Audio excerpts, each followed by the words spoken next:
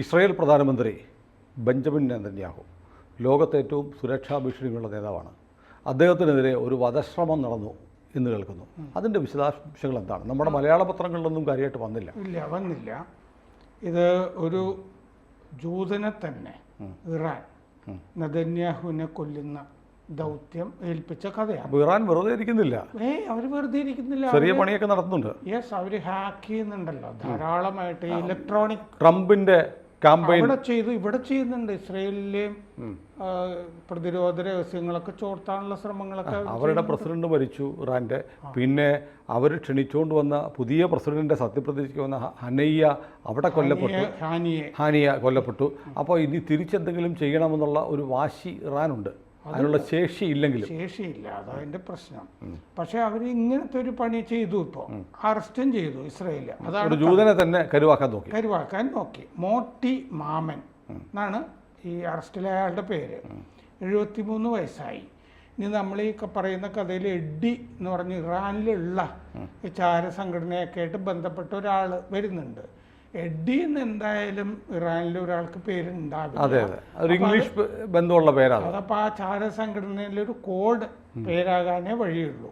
അല്ലെങ്കിൽ ഇസ്രയേൽ പറയുന്ന ഒരു കോഡ് പേരുമായിരിക്കും അത്. 2 തവണ ഇയാളെ ഇറാനിൽ കൊണ്ടുപോയി.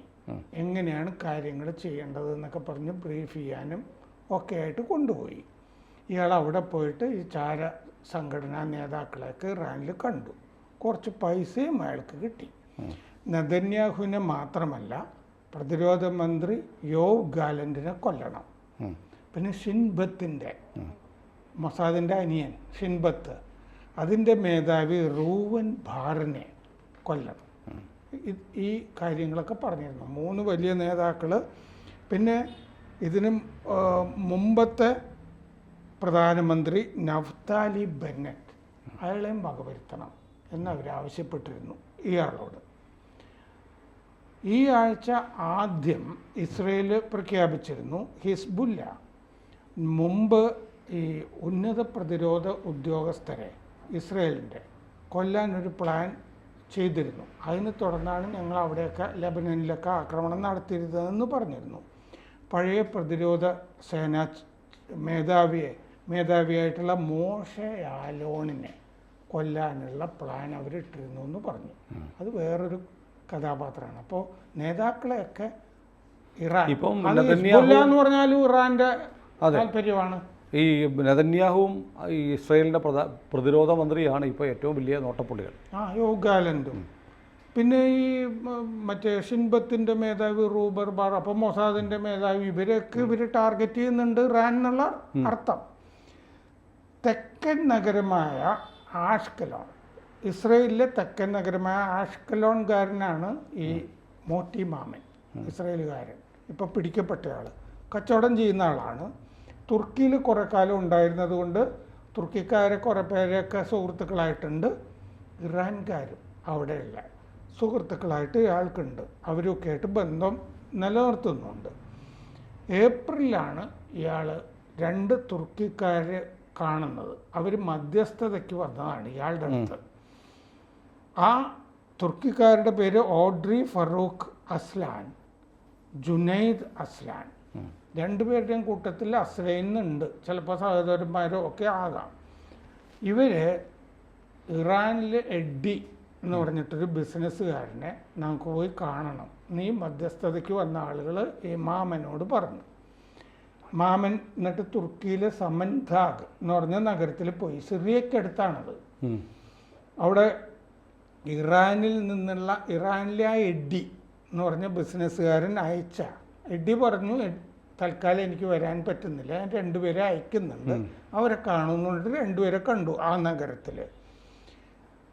എന്നിട്ട് അവിടെ വെച്ചിട്ട് ഈ ഇറാനിലുള്ള ആ എഡ്ഡി എന്ന് പറഞ്ഞയാൾ ഫോണിൽ സംസാരിച്ചു.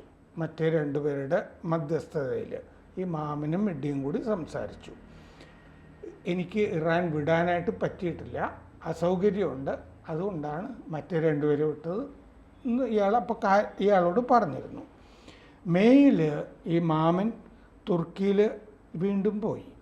ഈ ആൻഡ്രി ജുനൈദ് ആ 2 പേരെയും കണ്ടു. എന്നിട്ട് അവരുടെ കൂടെ എഡ്ഡി എഡിയുടെ 2 പ്രതിനിധികളും കൂടി ഉണ്ടായിരുന്നു. എഡി അപ്പോഴും പറഞ്ഞു എനിക്ക് വരാൻ പറ്റിയില്ല, ഈ 2 പേരെ കാണൂ എന്ന് പറഞ്ഞു.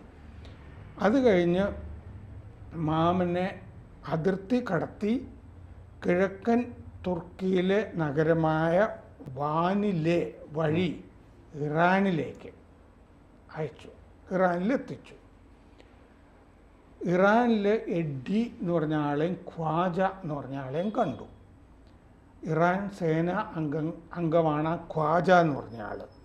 ഇറാൻ ഭരണകൂടത്തിന് വേണ്ടി ഉള്ള ദൗത്യങ്ങൾ നിങ്ങൾ ചെയ്യണം എന്ന് ഈ മാമനോട് അവർ ആവശ്യപ്പെട്ടു.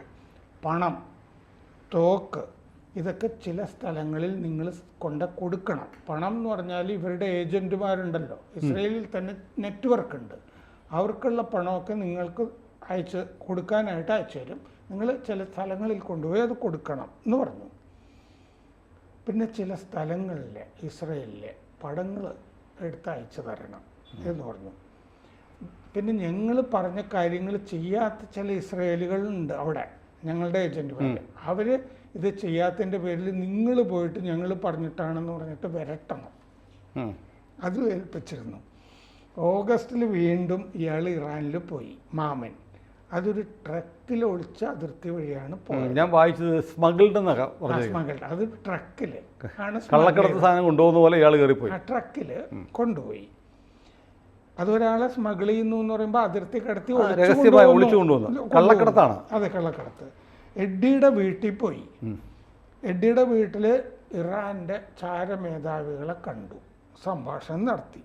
അപ്പോൾ ആ ചാരമേധാവികൾ പറഞ്ഞു, നിങ്ങൾ നെതന്യാഹുവിനെ കൊല്ലണം, പ്രതിരോധ മന്ത്രി യോവ് ഗാലന്റിനെ കൊല്ലണം, ഷിൻബത്തിൻ്റെ ചീഫ് റോവൻ ബാറിനെ കൊല്ലണം, മുൻ പ്രധാനമന്ത്രി നഫ്താലി ബെന്നറ്റിനെയും കൊല്ലണം. ഇതൊക്കെയാണ് നിങ്ങളുടെ ജോലി എന്ന് പറഞ്ഞു. ഇത് ഞങ്ങൾ ഇസ്മായിൽ ഹാനിയെ കൊന്നതിന് ഉള്ള പകരം വീട്ടലായിട്ടാണ് ചെയ്യാൻ പോകുന്നത്, നിങ്ങൾ ആ ദൗത്യം നിർവഹിക്കണം എന്ന് പറഞ്ഞു. അപ്പോൾ ഇയാൾ പറഞ്ഞു, ഞാൻ ഈ വലിയ കാര്യങ്ങളാണല്ലോ ചെയ്യേണ്ടത്, നിങ്ങൾ എനിക്ക് അഡ്വാൻസായിട്ട് $1 മില്യൺ തരണം എന്ന് പറഞ്ഞു. അപ്പോൾ ഇവർ പറഞ്ഞു, നിങ്ങളവിടെ പോയിട്ട് ഇസ്രയേലിൽ ചെന്ന് കഴിഞ്ഞാൽ റഷ്യക്കാരെ അമേരിക്കക്കാരെയൊക്കെ കണ്ട് അവരൊക്കെ എന്തൊക്കെയാണ് അവിടെ ചെയ്യുന്നത് എന്നൊക്കെ പറയണം. ഇറാൻ്റെ വിമതന്മാരെ കണ്ടെത്തി കൊല്ലണം.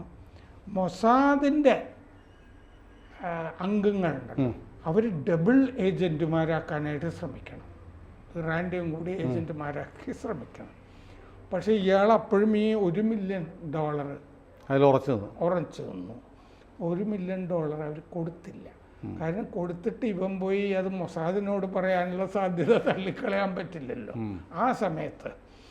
അപ്പോൾ കൊടുത്തില്ല. ഈ വന്നതിൻ്റെയും ബാക്കിയൊക്കെ ചിലവായിട്ട് €5000 കൊടുത്തു. ഇതൊക്കെ എന്തായാലും ഇസ്രയേൽ നിരീക്ഷിക്കുന്നുണ്ടായിരുന്നു, ഇയാളുടെ പോക്കും വരവും ഇത്തരം കാര്യങ്ങളും. അങ്ങനെയാണ് ഇപ്പോൾ ഈ മോട്ടി മാമൻ എന്ന് പറഞ്ഞ ജൂതൻ ഇസ്രയേലുകാരൻ പിടിയിലായിരിക്കുന്നത്. അപ്പോൾ ഇറാൻ വെറുതെ ഇരിക്കുന്നില്ല. പക്ഷേ അതൊരു ഒട്ടും സീരിയസ് അല്ലാത്തൊരു ഏർപ്പാട് പോലെ തോന്നി. ഒരാൾ ചെല്ലുന്നു, കാശ് ചോദിക്കുന്നു, കാശ് കൊടുക്കാതിരിക്കുന്നു. അപ്പോൾ ഇറാന് തന്നെ ഈ മോട്ടി മാമനിൽ വലിയ വിശ്വാസമൊന്നും ഇല്ലായിരുന്നു. അവർക്ക് പറഞ്ഞു വന്നു കഴിഞ്ഞപ്പോൾ ഇതത്ര ഗുണമുള്ള കേസാണെന്ന് ചിലപ്പോൾ തോന്നിയിട്ടുണ്ടാവില്ല. പക്ഷേ ഇസ്രയേൽ അങ്ങനെയാണെങ്കിൽ ഇവനെ വെറുതെ വിടാമായിരുന്നല്ലോ, അത് ചെയ്തില്ല. അല്ല, എന്നാൽ ഇവൻ പോയല്ലോ, കാശ് ചോദിച്ചല്ലോ, ഒറ്റ പരിപാടി നടത്തിയല്ലോ, അപ്പോൾ അവനെ പിടിക്കണം. ചിലപ്പോൾ ഇവന് വല്ല പ്രാന്തമായിരിക്കും. ഇറാൻ കാർഡ് കൊണ്ട് അങ്ങോട്ട് പോയി തിരിച്ചു വന്ന് കാശ് ചോദിച്ചു. കാരണം ഒരു സാധാരണ ഒരു പൗരൻ വിചാരിച്ചാൽ എങ്ങനെ, ഇയാളൊരു പ്രൊഫഷണൽ അല്ല എന്ന് വളരെ വ്യക്തം. അങ്ങനെ ഒരാൾക്ക് നെതന്യാഹു, മൊസാദിൻ്റെ തലവൻ, ഷിൻബത്തിൻ്റെ തലവൻ, പ്രതിരോധ മന്ത്രി ഒക്കെ അങ്ങനെ ഒരാൾക്ക് അങ്ങനെ കൊല്ലാൻ പറ്റും? ഇറാന് കൊള്ളാവുന്ന ഇസ്രയേലുകളെ കിട്ടുന്നില്ല എന്നല്ലേ? അതെ, അവിടെയുള്ള പിടിക്കുന്നതൊക്കെ ഈ തിരിവ് സാധനങ്ങളാണ് കിട്ടുന്നത്. അല്ല, അതിനുള്ള കപ്പാസിറ്റി ഇറാനുള്ളൂ. അതല്ലേ ഡോളർ ചോദിച്ചപ്പോൾ യൂറോ കൊടുത്ത് വിട്ടു എന്ന് പറയുമ്പോൾ തന്നെ $1 മില്യൺ അല്ലേ, $1 മില്യൺ ചോദിച്ചു, $1 മില്യൺ ചോദിച്ചു, €5000 കൊടുത്തു വിട്ടു. തനിക്ക് ഇത്രയും മതി. പുള്ളി ചോദിച്ചത് 1 കോടി രൂപയോളം വരും. അതെ, 1 കോടി രൂപ കൊടുക്കാൻ ഇറാന് പറ്റാഞ്ഞിട്ടൊന്നുമല്ല.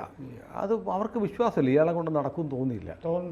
അതുകൊണ്ട് നീ വഴിച്ചെലവനും വണ്ടിക്കൂലിക്കും ഇതിരിക്കട്ടെ എന്ന് പറഞ്ഞു കൊടുത്തു. ഏതായാലും അന്നല്ലേ നമ്മളെ പറ്റി അവിടെ പോയി പോഴത്തൊന്നും പറയരുത്. അതെ ഒരു 5000 ഇരിക്കട്ടെ, 5000 രൂപ ഇരിക്കട്ടെ എന്ന് പറഞ്ഞു. അങ്ങനെയാവാം. ഏതായാലും നെതന്യാഹുവിനെ സംബന്ധിച്ച് അങ്ങനെയൊന്നും നെതന്യാഹുവിൻ്റെ രോമത്തിൽ പോലും തൊടാനൊന്നും പറ്റൂല. കാരണം ഇസ്രായേൽ അത് കരുതി കൂട്ടി തന്നെ നിൽക്കുന്നത്. അത് നെതന്യാഹുവിനെതിരെ കുറെ പേരെ രാഞ്ചി കൊണ്ടുപോയില്ലേ, ആ വീട്ടുകാരൊക്കെ ഒരു പ്രക്ഷോഭമൊക്കെ നടത്തിയിരുന്നു. നെതന്യാഹുവിന് വീടിൻ്റെ ബംഗ്ലാവിൽ ഒരു ജനാല തുറന്നിട്ട് പുള്ളിയുടെ സഹോദരൻ യോനാഥന്റെ ചിത്രം പുറത്തേക്ക് കാണിച്ചാൽ മതി, അപ്പോൾ ആ സമരം അവിടെ തീരും. അത്രയേ ഉള്ളൂ. ഏതായാലും നെതന്യാഹു നീണാൾ വാഴട്ടെ, ഇസ്രായേലും. കൂടുതൽ വാർത്തകളും വിശേഷങ്ങളും നിങ്ങളിലേക്ക് എത്താൻ ABC മലയാളം സബ്സ്ക്രൈബ് ചെയ്യുക, ബെൽബട്ടനും അമർത്തുക.